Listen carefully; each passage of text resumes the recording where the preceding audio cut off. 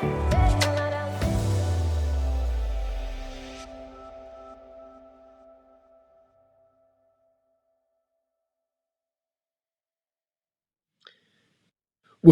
hello everybody, and greetings from early in the morning in Washington, D.C., still the capital of the free world, where I've been giving some briefings on European security and getting an impression of how the Americans see it. I want to first of all just thank the organisers for keeping the idea of the three Cs alive. This is a really important project which I've been following since the first inception of it more than 10 years ago, and it has, I think, had some ups and downs. It's suffered from neglect at the hands of some countries who are supposed to be in charge, and perhaps too much love from others. But I think it's really important that particularly Poland, as the country which first thought of the intermarium a century ago, should be pushing the idea of the three Cs now. So thank you to the organisers for that. I want to look a little bit at why we've got this so wrong and what we've started to get right, and then what we need to do in the future. And when I say what we got wrong, I'm talking mainly about the countries of the Old West, so Germany, France, Italy, the decision makers in the old EU pre-enlargement, my own country, Britain, and then the United States. And we made a catastrophic mistake in the early 90s with our analysis of what had happened in Russia. We saw quite rightly that the planned economy had collapsed. We saw quite rightly that the one-party system of government with the entrenched leading role of the Communist Party of the Soviet Union had collapsed. And we assumed that Russian imperialism had collapsed because the Soviet Empire was collapsing. And this was an assumption that was based on observation, but not based on deep understanding of Russian history. And we rejoiced in the freedom, first of all, in 1989, the round table talks in Poland and free elections, in the Velvet Revolution in Prague, in the political changes in Hungary, the fall of the Berlin Wall, and the collapse of communist regimes elsewhere, and then in the disintegration of the Soviet Union. And we looked at the Russia that emerged from it, the Russian Federation, as if it was another large Poland or Ukraine, just another normal country. We didn't ask hard questions about the role of the Russian language and culture within the Russian Federation, about whether old colonial patterns were to continue. We didn't understand the power relations between the centre and the regions, and the way in which the centre collects natural resource rents, kind of colonial tribute in a way, from regions, and uses those to maintain its control. We didn't understand the depth of feeling in Russia about the country's great power status, and we didn't understand the way in which that great power status manifests itself, not just in saying, I want my country to do well in sport and culture and science and economy and so on, but in terms of controlling what's going on in neighbouring countries. We ignored what happened in Georgia and in Moldova in the early 90s. We ignored the Karaganov doctrine, which was the most, I think, early sinister expression of Russian neo-imperialism. A few people in the audience may remember Sergei Karaganov and his idea that Russia in 1993, this was issued, that Russia has the right and the duty to intervene in other countries on behalf of Russian speakers. Now, Russian speakers is not a category in international law any more than English speakers is. I'm speaking in English, you speak in English. That's not a political category. People in Ireland speak in English. That doesn't mean that the British government has the right to go into Ireland and protect their rights as English speakers. That once you think about it in those terms, the idea that language is a political category is essentially absurd and quite sinister. But Russia jumped onto that in the 1990s, and all through the 1990s was complaining about what was going on in other countries in treatment of what they called their compatriots. So I argue very strongly that our problems with Russia predate Vladimir Putin. There's another great myth in the West that everything was fine in Russia until Vladimir Putin came to power, and then partly because the West got things wrong, partly because he was the kind of guy he was, in the end things became very difficult with Russia. And this is a profound misreading of the situation. Our problems with Russia predate Putin. Our problems with Russia will outlast Putin. Now, why did we find it so difficult to understand what was going on? It's partly Western Orientalism, the very imperfect understanding that many people in the West have of anything that's unfamiliar. And during the Cold War years, we got to know France and Germany and Italy pretty well, but everything east of the old Iron Curtain was seen in very schematic, vague, stereotyped, prejudiced terms, something we still see, in fact, with the films like Borat. I was extremely unusual in my generation, as I learnt Polish and actually studied at a Polish university in the mid-80s in communist so-called People's Poland. And I was pretty much the only Brit I knew of my age who had travelled behind the Iron Curtain and spoke the languages and took things seriously. And the result of that Orientalism was an over-focus on Russia, thinking that Russia's the country that matters, all these other ones are kind of just details. And then there was the money, the enormous amounts of money that could be made in dealing with Russia. And we had bankers and lawyers and accountants and fixers and grifters and other people whose job depended on us not realizing what was happening in Russia. And I used to have tremendous rows with them. I was the Moscow bureau chief of The Economist from 98 until 2002, a time of a major financial collapse, as it happens, and wasn't great for everyone who'd invested there. But I got extraordinary pushback, both from the Russians who wanted me to write nice things about their country, but even more so from Westerners who invested there and said that The Economist's critical coverage was not helpful. As it happens, one of my biggest adversaries then was a man called Bill Browder, who was a great cheerleader for the Russian economy then. He's now a very close friend, and we're campaigning side by side against dirty money, so things can change. But that has been a major distorting factor in our understanding of Russia, and indeed I would also argue of China, and I'll get onto that. And so we ignored lots of wake-up calls. We ignored the cyber attack on Estonia. We ignored the war in Georgia in 2008. We ignored the seizure of Crimea and the beginning of the Ukraine war in 2014. And we weren't really ready for the latest onslaught in February this year. Now, that's obviously embarrassing from an analytical point of view, and I'm sure there are people who reflect on their careers and think I could have got this better.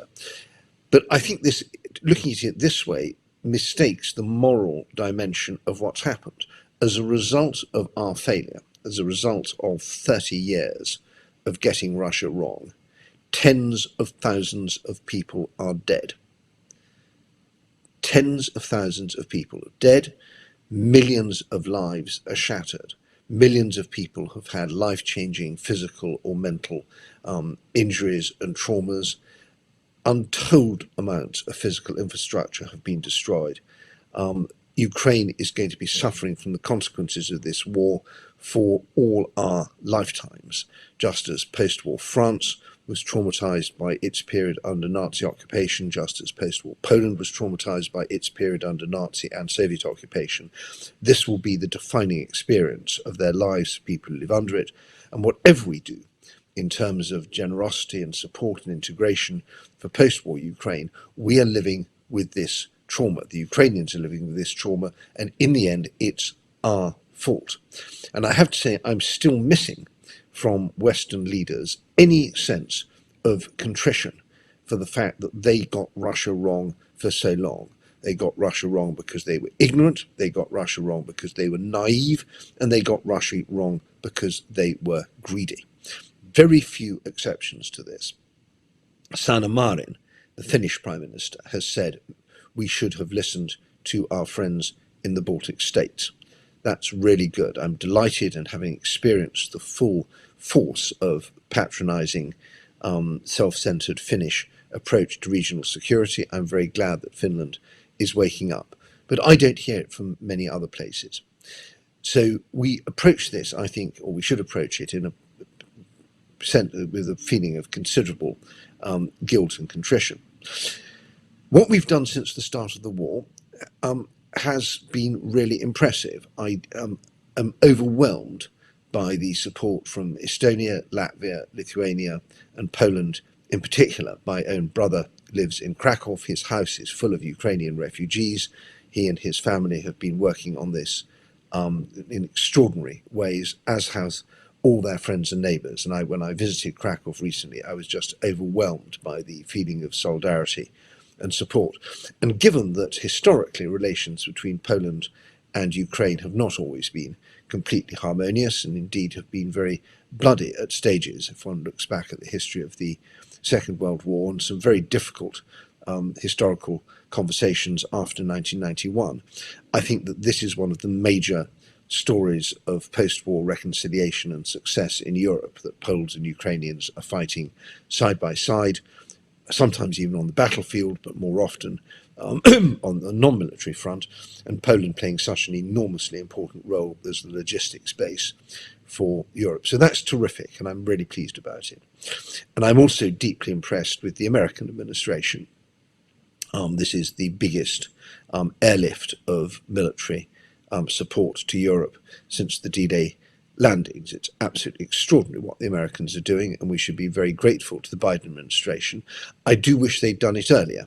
I think that one of the hallmarks of our approach to Ukraine is it's always ad hoc, it's always a bit too little, and it's always a bit late. Maybe not too little and too late, but it is little and late. And we are spooked by Russian talk about escalation, the threat of nuclear weapons, and the idea that there's some limit beyond which we can't go. And that's true even here in Washington. I hear people talking about that. But compared with what the Americans are doing, the rest of Europe looks pretty feeble. And that's my first big point for today, that without the Americans, Europe is strategically naked. Just imagine that we had a Trump presidency, and just imagine that Trump said, because Hunter Biden had some connections with Ukraine or because he likes Putin, that America's not going to help. We don't have a dog in this fight. Ukraine's in Europe. Europeans are bigger and richer than the United States. You have a bigger GDP. You spend plenty of money on defense. You get on with it. We would have been so stuck without the Americans. And as the midterms and then the next American election approaches, with all the uncertainty of who may win the next election, maybe another Trump presidency, maybe a Trumpian, maybe a Trump presidency without the strong Atlanticist figures like H.R. McMaster and General Mattis that we saw the first time.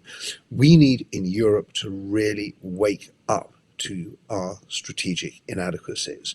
We don't have the military muscle, we don't have the resilience, we don't have the planning, we don't have the leadership, we don't have the military mobility on every front for European defence. We have been failing, mucking around, engaging in trivial initiatives over the last few years. We need to show that we can be a really strong European pillar of NATO, because we have to assume that the Americans may not always be there. They may not be there because of political problems in Washington. They may not be there because they are so distracted with China. That the more we do as Europeans, whether we do it in the European Union, whether we do it in the European pillar of NATO, or if we do it, whether we do it through things like the Three Seas initiatives, the more we do of the stuff we can do, the more the Americans can concentrate on things that only they can do, and the healthier the alliance will be. I know the Americans have been sceptical in the past about European defence, and certainly I don't want to go down some high-profile, glitzy road of a European army or any of the other sort of silly projects that are talked about. But let's just get on with filling the gaps. Let's get interoperability. Let's get stockpiles of weapons. Let's get our roads and bridges and harbours and railways sorted out so we can actually move things around. Let's get on with the basic structures of command and control that we need for things like the Baltic Sea. Where's the maritime headquarters of the Baltic Sea? Nobody knows. What's the command structure for the Baltic Sea? What role is played by Szczecin, by Poznan? by the logistics command in Ulm, by Mons. I could go on and on. Even people who understand these things agree that it's a plate of spaghetti. So there's a huge amount to do on European defence, which the war in Ukraine has shown. I think the second point that's really important is that freedom doesn't come free. We have seen the cost of our economic dependence on Russian gas. And I exempt the Poles from any fault in this. You were warning at the time of Nord Stream 1. Radek Sikorski said that it was the energy equivalent of the Molotov-Ribbentrop Pact. And maybe even people in the room I'm speaking to, but certainly I personally have experienced the kind of contemptuous ridicule you got from Germans when you try to warn them about this. I was literally laughed at in 2005 in a meeting in the German Energy Ministry when I warned them about the political consequences of gas dependency. They said, "Herr Lucas, you can't be serious. Are you really saying that the Russian Federation would cut off its supplies to its largest customer?" And I said, yes, I am saying that. Similarly, the Germans didn't believe that information could be used as a weapon against a serious country like theirs. It was something that only worked in backward countries. We've seen information warfare used all over the place now. So the Germans are waking up, but we really need to invest in resilience in our supply chain. There's a lot more to do in terms of interconnectors, in terms of storage, in terms of data, in terms of the regulatory alliance, most of all in terms of diversification, both within our fossil fuel mix and away from our fossil fuel mix. And we should have started this 10 years ago. But I feel that the war in Ukraine and the economic strains that it's putting on us are a kind of dress rehearsal for what we're going to face with China. It's not an exact analogy because China's a much bigger, more serious country than Russia, and it has a much more, much deeper integration into our Western economies. We can go, apart from gas, vodka, a few weapons, there's not much we buy from Russia that we really can't get from anywhere else. China's deeply integrated.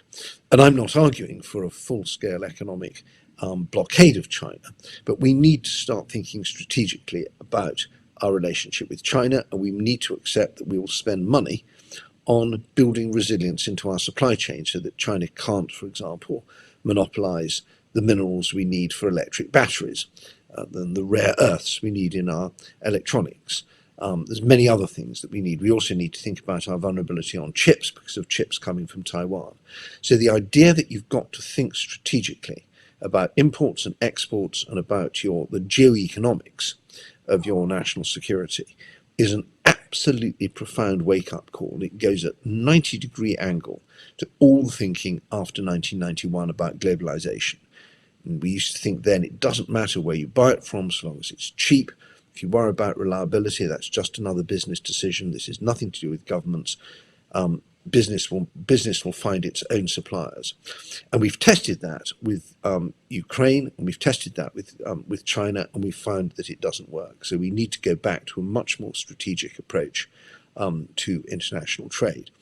I'm really sorry that we didn't get TTIP done, the Transatlantic Trade and Investment Partnership, and it was one of the great mistakes of the Obama administration that we had the chance to create a huge pan-Atlantic and pan-Pacific trading bloc, which would have been partly about free trade, but more importantly, about setting rules and standards for the global economy. And we flunked that. And as with so many of our mistakes, we didn't do that because there were Russian spies running around bribing our decision makers. We didn't do that because the Chinese had hacked into our computers. No, we did that because we were naive and stupid and lazy and most of all, greedy. We wanted just to keep on with our own comfortable lives and not do anything that was difficult or dangerous. So I hope we can try and maybe put these trans-Pacific and transatlantic regulatory arrangements back together.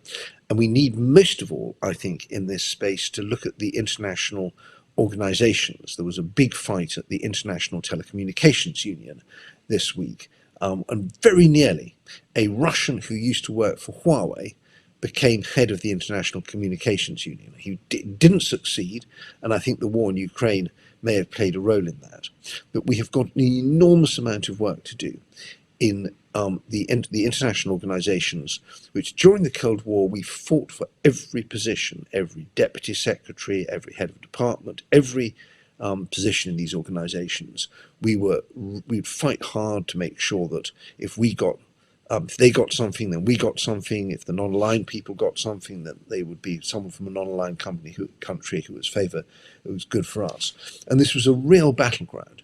And we've let that slip. And we've let the Chinese and the Russians and their allies in the global south make a lot of headway in everything from the World Postal Union to the ITU to the International Standards Organization, International Maritime Organization, all these boring organizations which basically run the world and have been in our foreign ministries have been seen as a backwater. Now, one of the reasons why we're losing there is that we've basically lost the global south.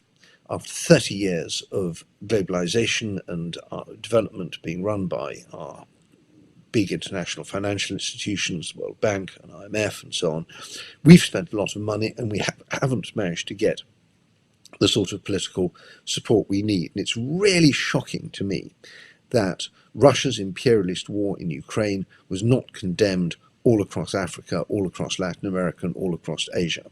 This is a European empire doing the sort of thing that European empires did in the global south, and doing it in a particularly horrific, greedy, unashamed way. It's basically 19th century imperialism, and yet we see countries like Uganda, just to take one example, standing up and cheering the Russians, big democracies like Nigeria and South Africa not voting with Western motions to condemn it.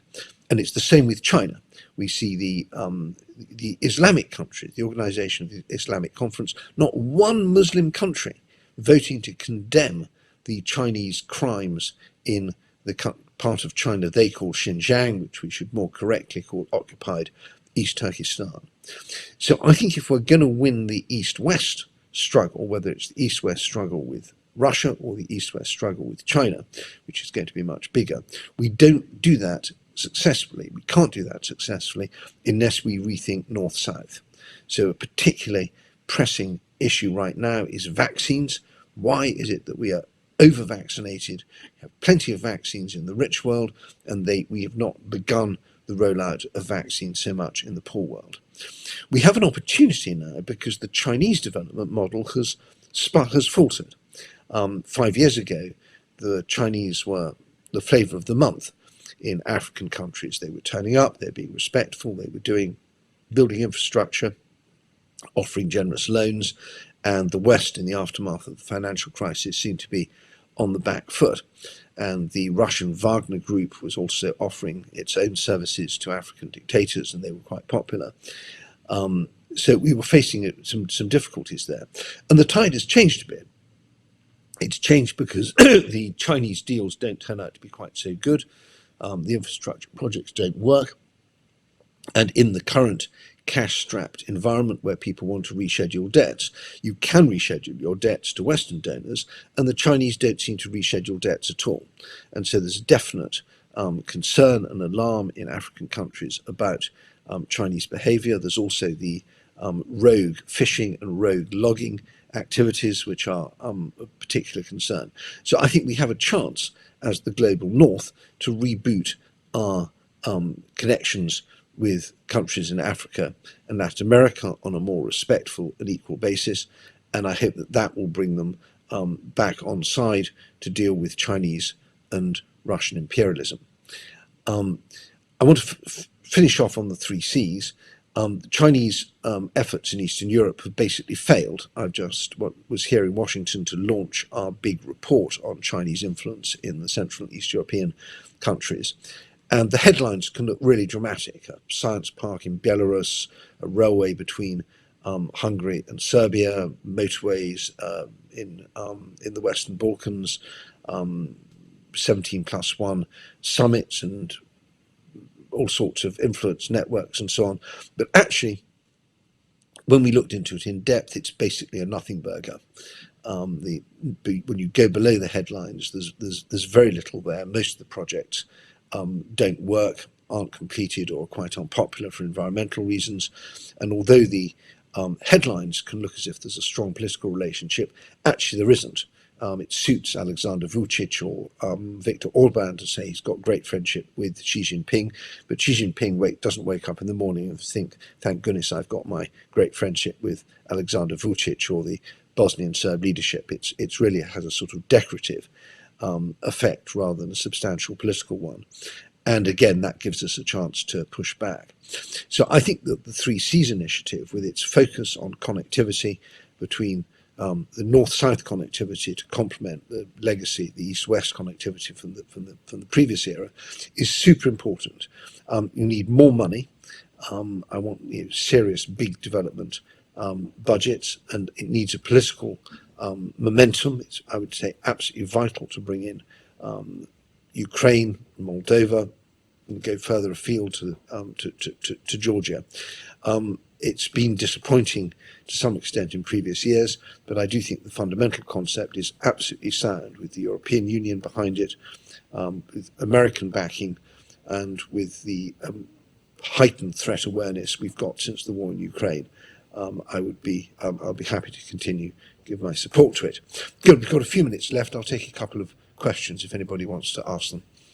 Yes, thank you very much, Edward Lucas, for your speech. That was really strong message about the Washington insight on geopolitics. So who would like to ask the question to our expert?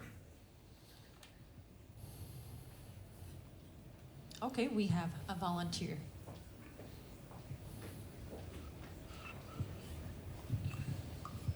Hello, thank you for your presentation. I have a question. As you mentioned, this sad, unfortunate story of being even laughed at by Germans in the meeting when mentioning their reliance on Russian gas. Now we hear many words of, well, to some extent, of contrition, saying that they were wrong and they admit it. How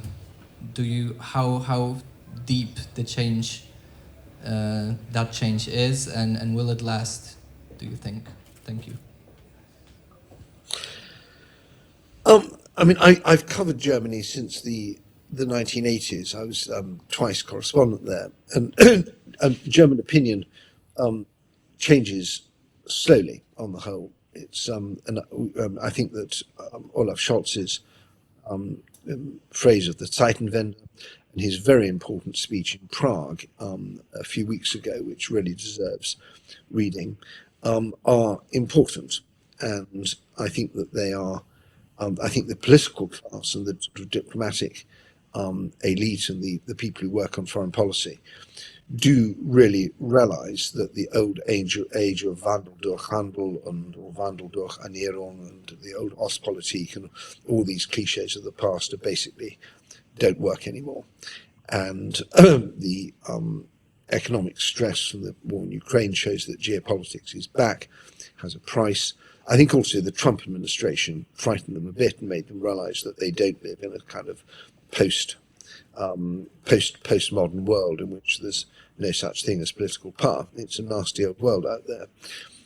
I think that German business has not yet really got the message yet. They are heavily invested in China. They're terrified that the same things that are happening with their investments in Russia will happen with their investments in China.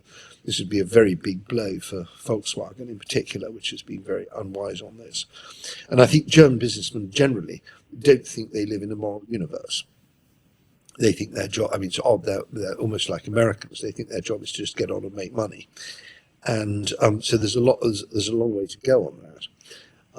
But I think that we've started, and the pressure is pretty consistent. I don't think that it's going to be a very long time before the German military is up to scratch, and it's going to be a very long time before the German intelligence service is up to scratch, and we can actually treat them as real partners. So I think that from an American point of view, Germany is very important. Obviously, it's big and so on. But if you want real gritty cooperation, the Quad for them is now London, as always, Warsaw, Bucharest, Kiev. Those are the sort of four countries that you really the countries you deal with, and maybe one of the Baltics, or perhaps going forward Finland. But I think that there's a feeling in Washington about fundamental political naivety and unreliability in France, Germany, and Italy. Those have gone. They used to be the really important partners, and they've been leapfrogged to the east, partly because that's where the action is, and partly because we don't have time for them to become fully awake. We've got to get on and do things now. But I would say one other thing. I think we need very urgently to move beyond this ad hoc thinking, and I perhaps didn't stress this enough. We need a new European security architecture, something that brings in countries that are beyond the EU. So Britain at one end and Ukraine at another. I like Macron's idea of the European political cooperation. I hope that works, but we need some sort of either to revive the OSCE and use it without Russia. We may need to do something or try something with the Council of Europe. But trying to do this simply with the EU at the heart of European decision making isn't going to work. It's an element, but it's not a complete element. Please, Adam. Thank you very much, Mr. Lucas. It was a pleasure, as always, as last year. Thank you very much for being with us, and we hope that you will be with us.